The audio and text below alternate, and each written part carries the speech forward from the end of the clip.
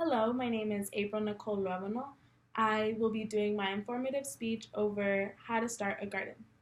So, here in San Elizario, Texas, where I live, there's a lot of space for us to be doing different things. So, one thing we do in my family is we decided to do a garden. It is very rewarding knowing that you're doing something to help your planet and to help yourself. A lot of people don't know that gardens are good for you.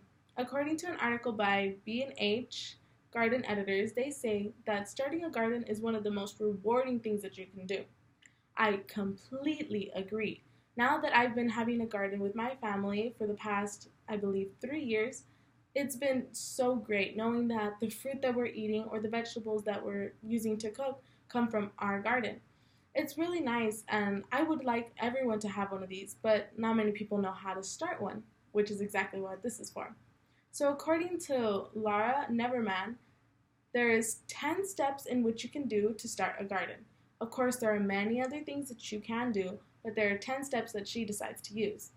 And these are deciding what you'd like to grow, choose your location, plant a garden bed, invest in basic gardening tools, test your soil, prepare the soil, choose the right seeds, plant care, nurture, and then enjoy your harvest.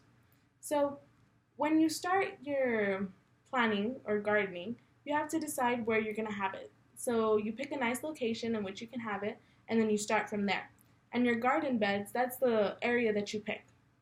Um, you have to get basic new tools for gardening because if this is your first time doing your gardening, you won't have the tools, which is completely fine.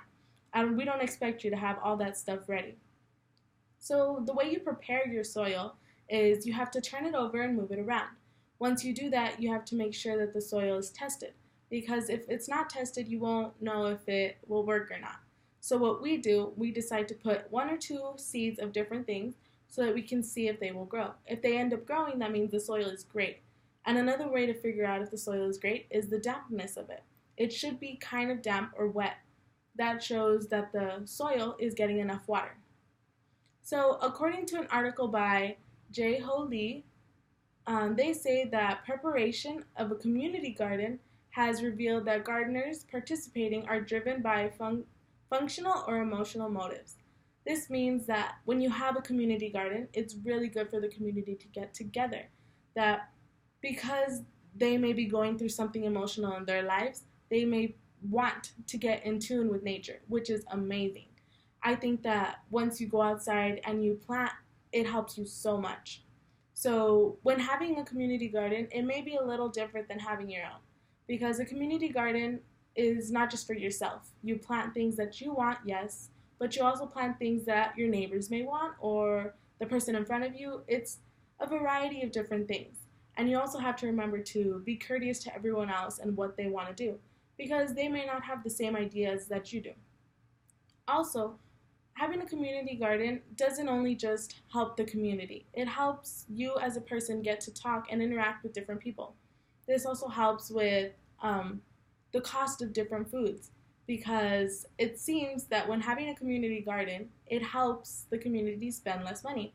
According to another article, the reason for not eating vegetables and the barrier of not eating fruits and vegetables is because of the high cost. This is also an article by J. Hai Lee. And I think that is completely true. Because the cost of food is so expensive nowadays, people decide, we'll just take out the vegetables. We don't eat them that much. Or we'll just take out the fruit. They're not that important. But as a matter of fact, they're extremely important.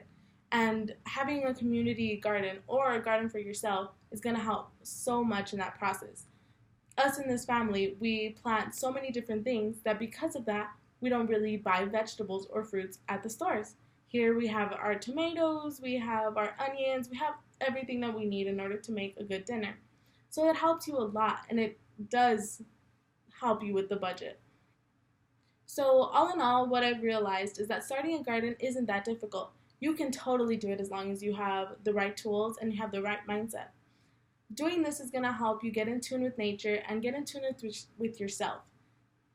I know that a lot of people say that having a garden is a lot of effort and a lot of work.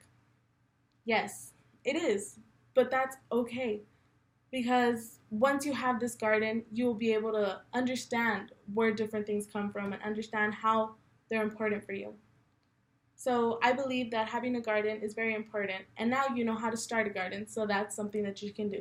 Thank you so much and have a good afternoon.